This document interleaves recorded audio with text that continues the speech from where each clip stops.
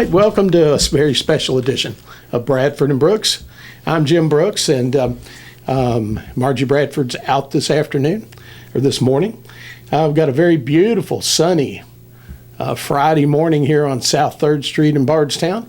And if you want to travel the first block or so of South 3rd Street, be aware of utility work going on, and there's a barricade on the south side of the Nelson County Court Square. So if you're going to travel in this first block, you can do what I did and illegally go around the end of the barrier, but you won't go far. Once you get this first block, you won't go any further unless you want to go to the alley over to the county clerk's office. All right.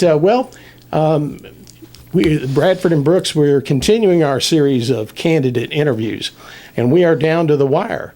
Early voting is taking place as we speak. The early voting began yesterday, 8 a.m. to 4 p.m. at the Nelson County Public Library at the Bardstown branch, the main branch here off of Cathedral Manor.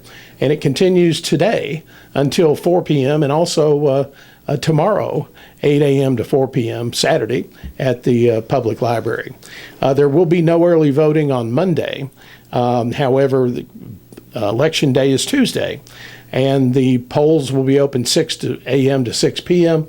You should have received, if your polling place has changed, you should have received a postcard in the mail about where your new polling place will be. However, if you can't find that postcard, or you spilled bean soup on yours like I did mine right after we got it and can't read it anymore, you can always go to the public library, which will be a polling location for anyone in Nelson County.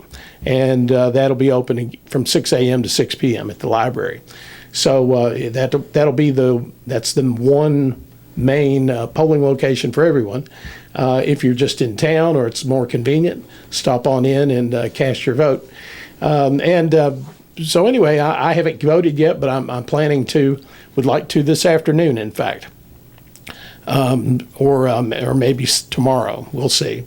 I don't know how big the crowds are. I haven't checked with County Clerk Jeanette Hall Sidebottom, but if I get a report on that, well, we'll pass that information along. A lot of interest in this race. In fact, last night, the Republican Party in Nelson County and the Organization of Republican Women had a candidate forum. This is the largest number of Republican candidates in the primary in Nelson County, I think, in the county's history. And I may be showing my age, but it wasn't that long ago when a lot of our local races, from judge executive all the way down to jailer, when those local races were decided in the primary, there were no Republican candidates filed for those races.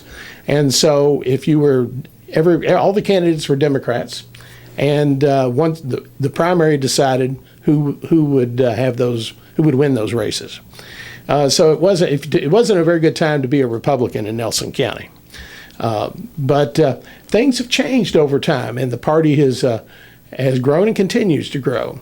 And I think we've seen the results of that growth has borne fruit this election cycle, with a lot of interest in the local races. We even have there's a Republican seeking the Public Valuation Administrator, the PVA office, and I think that I can remember, we've only had one other Republican seek that office in the past. Anyway, enough of political history here in Nelson County. I'm joined in the studio by Candy Massaroni, and Candy spoke last night at the Republican event, and she is a candidate for 50th District State Representative. And as you may be aware, if you've been following the news, State Representative Chad McCoy announced at the end of the General Assembly session that he would retire as a legislator at the end of his term on December 31st. So that basically made that an open seat. And the two candidates who had also filed, in addition to Chad McCoy, were Trey Bradley, who was on last week, and Candy, who's on today. Welcome, Candy, and thanks for coming in today. On Thank short you notice. for having us. Thank you. Or me. Well, you wrote a letter to the Nelson County Gazette, and that I published and I agreed with the way things have kind of worked out in your race, but it's really now a horse race between you and Trey Bradley.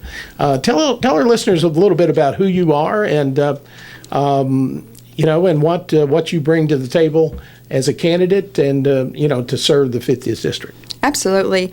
I was actually born and raised in Kentucky, but I'm from a small coal mining town. I come from a history of coal miners.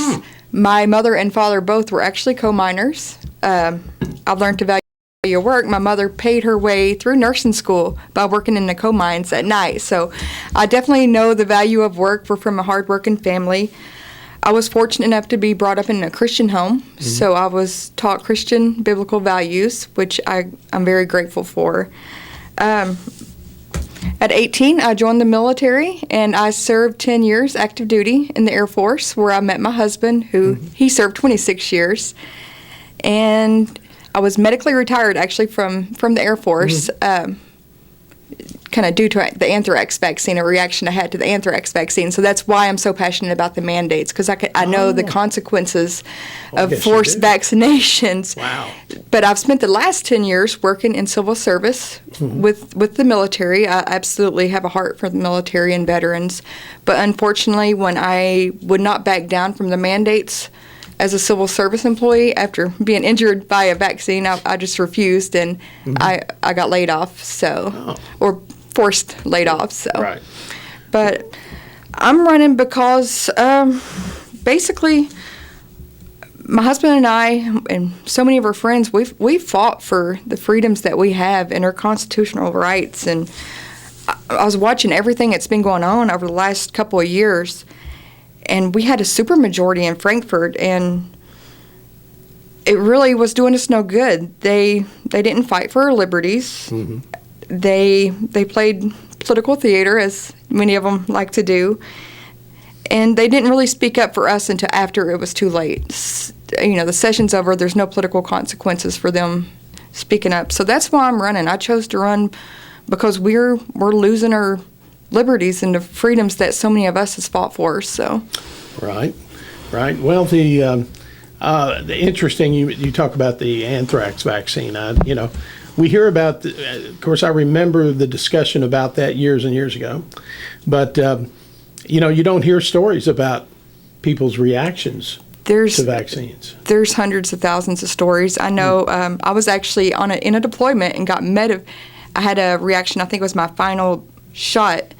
And I had a reaction, and I ended up getting medevac from a deployed location to Germany, and it was just a mess. And I fought to stand because I had an awesome career. I loved it, but God set me on a different path. So, well, thank you and your husband for your service. Thank you to our country. I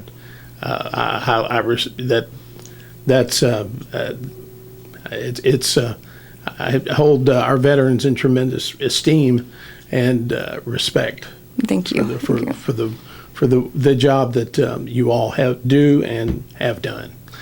Well, Candy, the state representative's position is really unique, and most of the candidates I talk to, it's on the county level, and there's a lot of issues countywide. But you're not only looking out for the county, you're also looking at state issues and how, as a body of legislators, how those are handled. Absolutely. Well, tell me what are there state issues that where you think the supermajority has let us down? Are there certain aspects in that more detailed that you think? Well, the first is the mandates. I think most of them did not stand up for the mandates, against the mandates, and that's obviously just violating all of our individual liberties. The situations with the schools, they have allowed, our children have basically been socially and emotionally harmed over the last couple of years, and they could have had opportunities to stop that, and they didn't. And there's so many things I'm trying to prioritize, but what's important to me is people's, because if we don't have our constitutional rights or individual liberties, the rest of it is void. There's things that I want to do, like work with Jimmy Higdon to get infrastructure that we desperately need in Nelson County. I want to work on bills to eliminate taxes on our seniors for homestead, completely eliminate it. Our seniors pay for their homes, and with the inflation, that's another thing I'm disappointed in.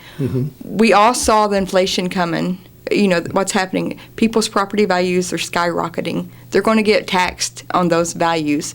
Our senior citizens cannot, most people can't afford it, especially our seniors. Right. So that's actually the first bill I want to propose or sponsor, is to eliminate all property taxes on our seniors. I think that's, that I really hadn't thought about it until I heard, I think you mentioned it last night. Yes. Yes. That, because, and it's kind of appropriate that, this comes up because this week my wife and I received our notice from the PVA office that your assessment's going up this year. Absolutely. And of course, I did build a garage. So any addition, and of course, when you get a building permit, you have to disclose the cost and the investment, et cetera, which is fine. And then, of course, the PVA gets that information and that goes. So that's about what my assessment went up, was the exact cost of adding the garage. And I understand that because that does add to the value. But at the same time, paying taxes on another $30,000, $40,000 worth of value, it just kind of. And most of these seniors, I mean, a lot of them have farms, Right. and they've already paid those farms off. Well, yeah. And they're on fixed incomes. So, I mean, they're choosing between medication. I've heard this. I've been all around the county, and I've been fortunate enough to talk to the wonderful people in Nelson County. And every senior I've talked to, that is a concern of theirs. They're on a fixed income. They're having to choose between food, medicine, or ration out, and being able to pay their taxes to stay in their home.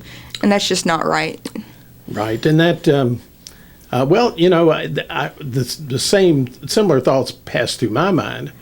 My wife and I own our home, and it's like, well, at what point will the tax burden outstrip our ability to keep it paid? Absolutely.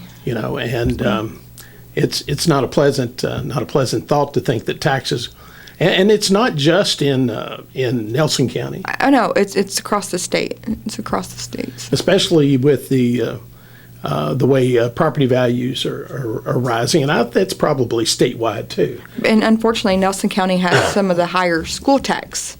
Oh, So yeah. I mean that impacts the seniors as well. So Right. I don't. I think that's a great idea, especially with seniors. Now, seniors qualify, and people on disability qualify for a homestead exemption, but when you consider what the amount of that exemption versus what the average home value is in Nelson Absolutely. County and what that tax bill is. and they may have paid $60,000 for a home 30 years ago, Right. and now it's valued at 500,000. So Yeah. they're going to pay that. Yeah, So- and that homestead exemption of $40,000 versus $400,000. it gets canceled out quickly. So. Yeah, it's not. I mean, every little bit helps, but I think we're reaching a point where I agree. I think there's additional help is a valid concern. Yes. All right. The state budget, and I've heard a lot of discussion about this. There are certain parts of the state budget that the state has to fund, and there's, the Medicaid and education. The state puts a lot of money in education. Do you think we're getting the bang for the buck we should? Candy, there's been, as you well know, there's been a lot of discussion on the county school level about, our kids and their education and maintaining quality education. Well, my point of view, God gave parents their children, so I think the parents should have a right to choose what fits their child best for education, and that's with real school choice. If a school is failing, we don't need to pour more money into it to, a failing system. Right. If a parent thinks the school that their child is going to is failing, they should have the option to send their child somewhere else. So I think the money should follow the child, not institutions, because, anything government controlled it's an institution. So Right. Well, I think we saw this last session of the General Assembly. We saw a lot of struggle between legislators who are similarly minded and the lobbying forces to keep the money in the public school system. absolutely. Well, I mean, I'll say again, our children belong to us, not the KEA, not the lobbyists, not the superintendents or the school boards. We do elect the school board members, but there's a lot of things that can happen within a term of a school board that parents don't agree with, and they don't have any kickback. But if a parent got to choose where their child went to school and the money followed the child, there would be so many more options. It would be a free market. I mean, there would be more Christian schools, more, more homeschools happening. I just think it's up to the parent to be able to choose what's best for their child. Now, the critics of having the money follow the kids will say it'll financially gut the public schools. What's your thoughts on that concern? Well, if the public schools are failing, maybe they need to be gutted. So, honestly, Yeah. we have amazing teachers. We Yes, do. we We do. have absolutely amazing teachers, but they're being stifled by school administrators and the KEA. So, if the schools need to be gutted, so be it. I mean, what's best for our children? What's best for our future? So that's what I think, and I will fight for that. So Now, the General Assembly had discussed having superintendents have right now. I think the site-based councils historically, since the Kentucky Education Reform Act, have had a lot of power for making the choice for principals. Do you think that power should be shifted to more towards the superintendents? And I know, but superintendents have told me privately that they find that frustrating, that they don't have more. absolutely not. Well, I mean, it may be good for some if you have a superintendent that you trust to make the correct decision, but the site-based councils, they had parents on them and teachers. Right. So now this one person's going to decide the fate of her children? Absolutely not. I think I'm passionate about parents. I've been to some of the school board meetings at both the Bardstown and the county schools, and I do have to publicly give Bardstown City Schools. They do a fabulous job on their school board meetings, and I can't applaud them enough. But I've been to school board meetings, and I just think the parents need control. I mean, they're our children, so. All right. Well, Candy, we need to take a commercial break. We're going to get some messages in, and then we'll be right back with more interview with Candy Massaroni, the Republican candidate for 50th District State Representative. We'll be right back. Stay tuned. All right, you're back with Bradford and Brooks. Jim Brooks here with my studio guest, Candy Massaroni. Candy is a Republican candidate for 50th District State Representative, one of two, and the winner of this primary that will be decided by Tuesday will be our next state representative. Well, Candy, I have to ask you, have you voted yet? I haven't. I'm a traditional girl, so we're going to go Tuesday morning and vote. So. Now, you live in, I'm trying to remember where you live. Well, it's in Bardstown, but we're going towards Boston. We're almost to Boston. Oh, that's right. So we're kind of on the backside of Birmingham. But. Yeah. That my great grandfather had a farm there along Wilson Creek. Oh, okay. That's close to the area we're at. So we love it. Oh yeah, the state legislature has a lot of responsibility for funding things like road programs, and it's kind of amazing sometimes how the old story about and you hear lots of things compared to making sausage, but I think sometimes the state budget is too. Sometimes it seems, at least years ago, legislators would disappear into a closed, smoky room, the old stereotype, and emerge, and there it is, Voila. or sometimes I think they even stop the clock on the wall to keep I've from heard running that. out of time. But anyway, there's been a lot of money come into Kentucky on the state level, and then that's been passed down to the local level for COVID relief and the American Rescue Plan Act. Is that, there's been a lot of discussion even down to the local level about spending that money and what to earmark it, because it's one-time money.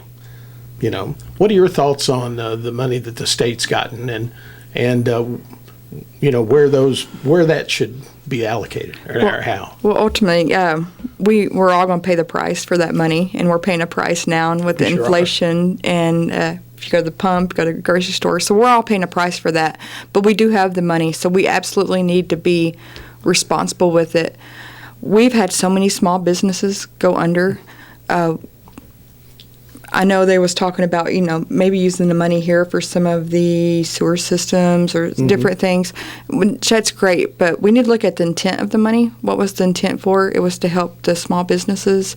So we need to make sure that those people are getting helped. If we took the money, and we're all going to pay for the money for many years to come, so I just think it needs to go to where it was originally supposed to go through, because like we all know, if we get all this money, we have no idea where it goes or what it's used for, so we just need to make sure that it's used appropriately.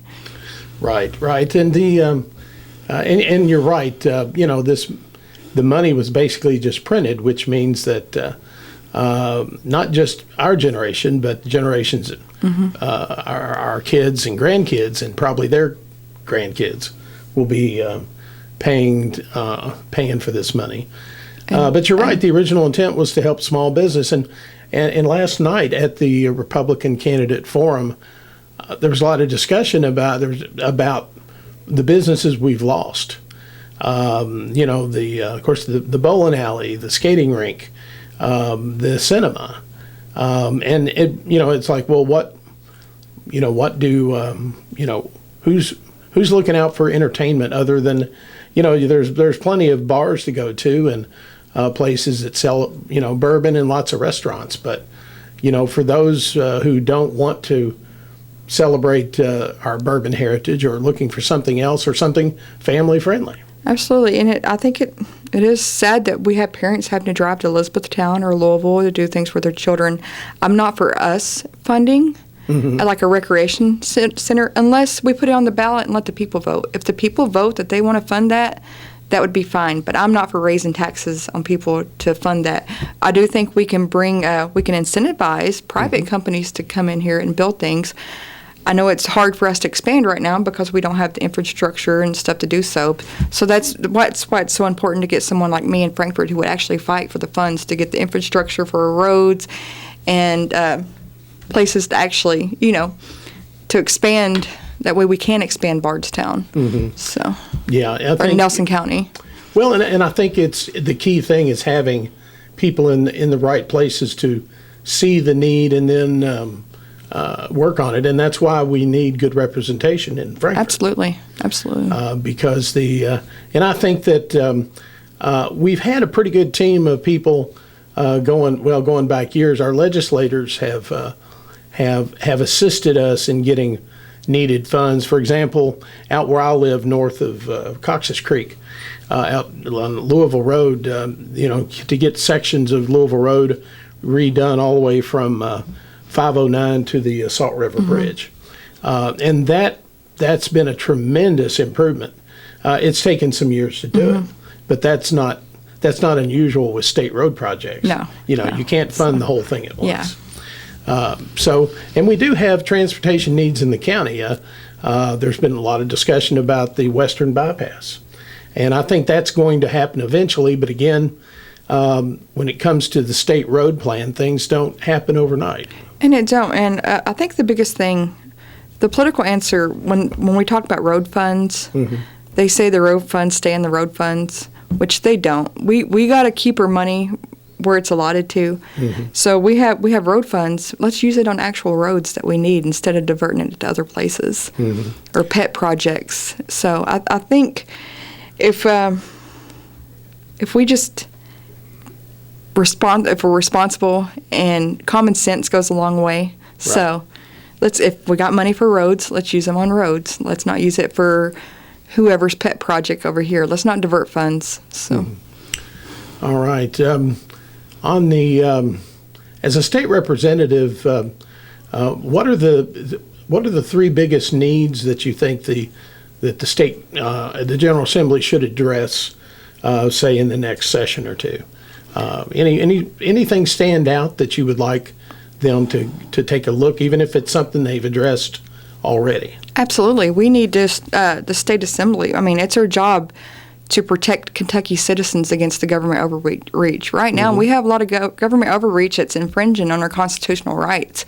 So it's the state legislators' responsibility to say, no, D.C., we're not doing that, or it infringes on our people's rights. So I think that, I mean, we can talk about all this other stuff, but if we don't have our basic constitutional rights, the rest is void. And I will scream at, I may be people say I'm one subject person, but I mean, we have people fight and die for, for our rights, and we're giving them away, and we're not giving them away. We're giving them away by one law, one decree at a time. Right. So people don't even know how much we have lost over the last 2 years.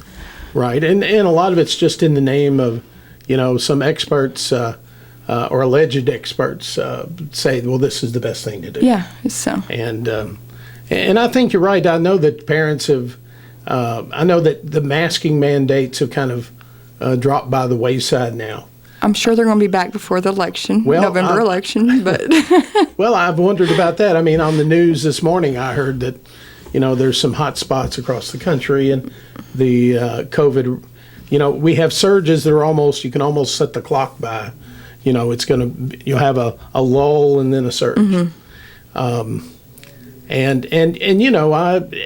You want to do what's best, but it's still a little grating to have it mandated. People have personal responsibility. People know how to live their lives and choose what's best for them and their families. So I think it's all in personal responsibility. I just don't like the government. And we can talk about the red flag laws that's being passed on a federal level. Mm-hmm. That affects Kentuckians. So we need legislators that will say, no, we're going to nullify what you're doing, and this isn't going to happen in Kentucky. So we need people that's actually willing to stand up and say no. Now tell our listeners a little bit about. I know what you mean, but the red flag law.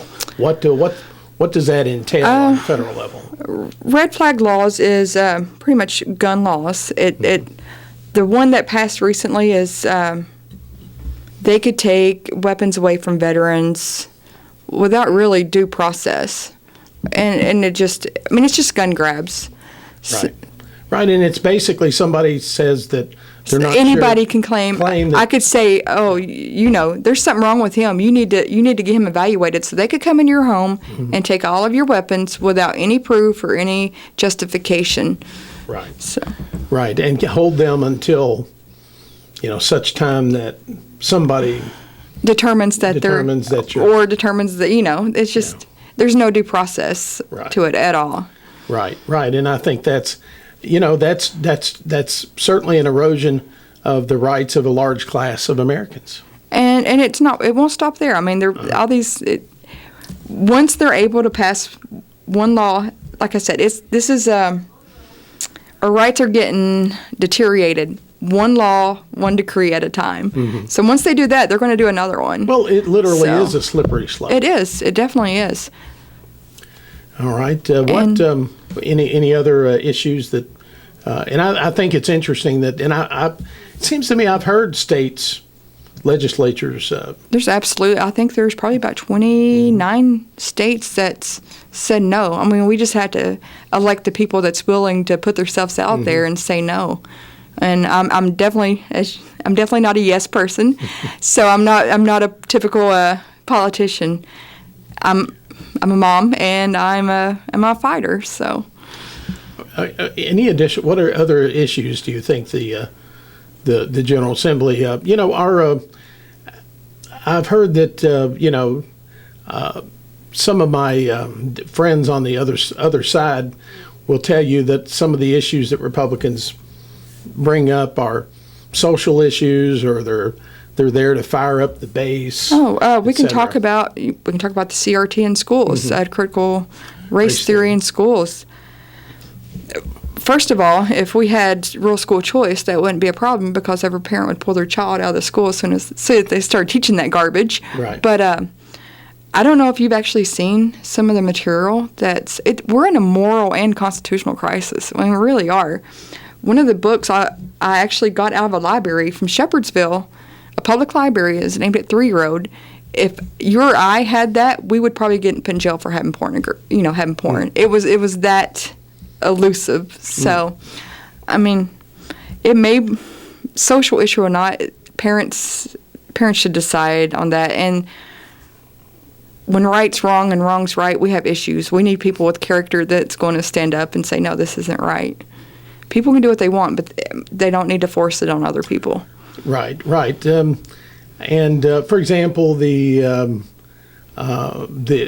legislation prohibiting biological males from participating in female sports. And I will give credit to the legislators for passing that. Absolutely not. Females and males. I served in the military. So, I mean, there's things I couldn't do that my male counterparts could do. So, absolutely. I mean, there's a physical difference between us. And, of course, I'm just old, but the sad part to me is that this has to filter down into middle school and grade school. It's like, well, I really don't know how many kids are really questioning if they're male or female at that age. But again, my kids are adults now, so. I mean, it's absolutely scary. I mean, it's terrifying. I mean, these kids should be enjoying their lives being kids, not worrying about the 13 genders which one they're supposed to be. Right. So, I mean, if a parent wants to teach their child that's fine. But most of us we was built on a Christian and biblical values in America. Right. And most of us still have those values. And I don't want my child to see some of that stuff. And most parents don't. Right. Well, as if elected state representative, what are you? Do you plan on being readily accessible? I know that Jimmy Higdon is. He posts his home phone number with his columns. He writes. Absolutely. He's very, very, very accessible. Every piece of mail I've sent out or every flyer I have my cell phone number on it. And if I do get elected, I want to have town halls because I'm not up there to do what I want to do. I'm up there to do what Nelson Countyans want me to do. Right. So I'm there to serve the people. And if I don't talk to the people or if I ignore the people, I'm not doing my job. So it's not up to me. I do have my grounds. I mean, there's some things I morally will not vote for, and I'll be honest with people. I can't do it. But every vote should be from the people, not my decision. I'm not a dictator. So I want to work and serve the people of Nelson County and Kentucky. Right, and there are just some. I would say there's probably in some cases, times when you're just going to differ, have differing opinions, and times like that you respect other people. You should respect other people's opinions, even though you may not. Absolutely. But we never, none of us is ever all going to agree. No. But I want to have, I love how Jimmy, he does coffees, and I want to do those. I want to do town halls, especially with important issues that's going to affect everybody in Nelson County. So I want to hear what the people have to say, and I want to do surveys and see what is best for Nelson County. So. All right. What other important issues do you think that as a legislator from Nelson County would be, near the top of your concern list?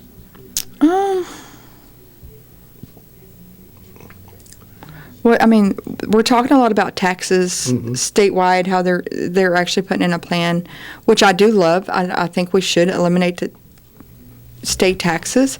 However, they keep comparing us to Tennessee. Right.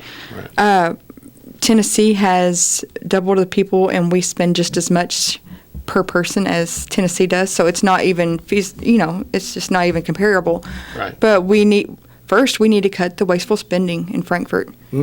So, I mean, if we don't cut wasteful spending, I mean, it's kind of pointless to try to decrease taxes. But I think it's a great idea in the concept of it, and I would love to see it work out over, the next 5 or 10 years, because like you said, the taxation, it's kind of, you pay for your home and you're still paying taxes on it. It's Right. ridiculous. Same with your car. You pay for your car and you're still paying taxes on it. So I do think we should move more to a consumption-based tax system. Now, do you think critics of moving more towards consumption-based taxes will tell you that, in their opinion, the consumption-based taxes are regressive, and particularly hard on the people of lower incomes. People with plenty of money, it kind of doesn't matter as much. And I know that you can make a choice. You don't have to Absolutely. buy something that's taxed, but it kind of seems like a catch-22 at times, as you need to expand the sales taxes on services, and but at some point you're always going to need that plumber. Regardless, if you want to, you have to have one. Well, I mean, with property tax, you don't really have a choice. Well, with that's plumbers, I mean, true. if it's a consumption-based tax, you can always shop around for the cheapest plumber, and there's more options. Well, that's true. So That's true. School taxes and property taxes. The bill is the bill. And I'm very excited. We have some awesome people getting ready to jump into school board races in Nelson County, and I think a lot of that's to do with their school taxes. So I'm excited to see that here locally. Now, I'm not sure. Well, of course, I don't know that the school board can really lower taxes much. But they can probably not raise them as much too. So I think there's ways to get the better bang for the buck. Yeah. And okay, I'm not going to go into that one. So we'll pass. So All right. Well, Candy, you've been actively campaigning now for quite a while. What do people tell you on the campaign trail? What are you hearing out there? I have been so blessed. First of all, I've had the most amazing team of volunteers. I've got a little army of moms and grandmas, and they have been absolutely amazing. We've hit probably over 3,000 doors in Nelson County. I've just really loved talking to people. The biggest concern, taxes, is one of them, and definitely the moms are worried about what's going on in the schools. So that's the two biggest concerns I hear from the constituents out there. Right. And I don't know. Now, this is just a kind of philosophy question. Do you think the General Assembly should be dictating to schools what they teach? Absolutely not. Absolutely not. Our government was founded bottom up. The person who has the right is the individual, which would be the parent. And that's what I'm going to advocate for regardless. No one else has control over that child, but should have control over that child but the parent. Right. So I will advocate that until no end. So I think the less government we have, the better off we are, because honestly, I've worked with the government for over 20 years, and it's not always a good thing when the government gets involved. So, all right. Well, Candy, I wish you the best. Thank you. And we are down to the wire. I'm excited, and no matter what happens, God kind of led me into this journey, and like I said, I've met so many amazing people, and I absolutely love the people in Nelson County, and it's just been a blessing. So, well, I will tell you that, and I think we both have expressed our opinions in writing. I remain a little disappointed in how things happened. I think that as far as State Representative McCoy's decision to retire after the filing deadline, because it basically shut out, disenfranchised more than half of Nelson County registered voters. And I think that, that may be good politics for the party and everything, but and I'm saying that as a Republican. I think it just, and again, maybe things just worked out that way, and that was when the decision was made. It was probably the worst kept secret in Nelson County for a number of weeks, but anyway, it is what it is. And as you said, it's probably not the best way to run a party, and I'm honestly disappointed in it as well. But I'm just going to keep moving forward, and I'm hoping to unite the Republican Party. I mean, it hasn't.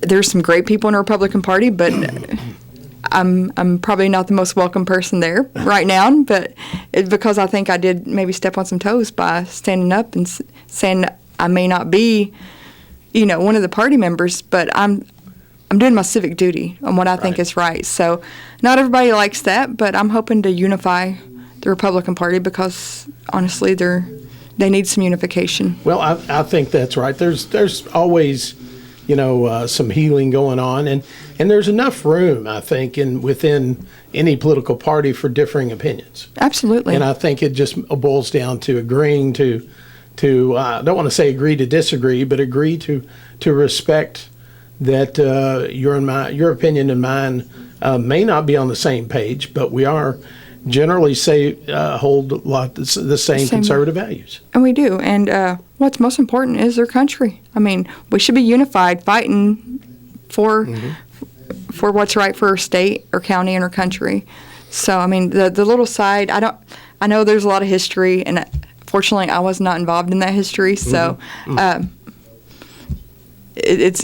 have nothing to do with the history that they have going. But I am disappointed, like you said. I mean, we did. But it is what it is. It is what it is, and I think we can move forward, and I think we can work together, no matter who wins. I wish, no matter who wins this race, we need to unify and we need to work together. Right. Well, Candy, I've got to head to the polling places myself, and I'm hoping to do that this afternoon. I've got a number of things on my agenda today to get done, so that may or may not happen. But I'm hoping it's really crowded. I hope everybody gets out and votes. I mean, it's.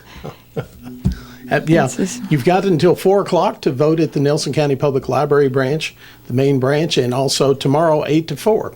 Well, Candy, that'll do it for this edition of Bradford and Brooks. Thanks. Thank you, and we'll see you next Wednesday for another Bradford and Brooks.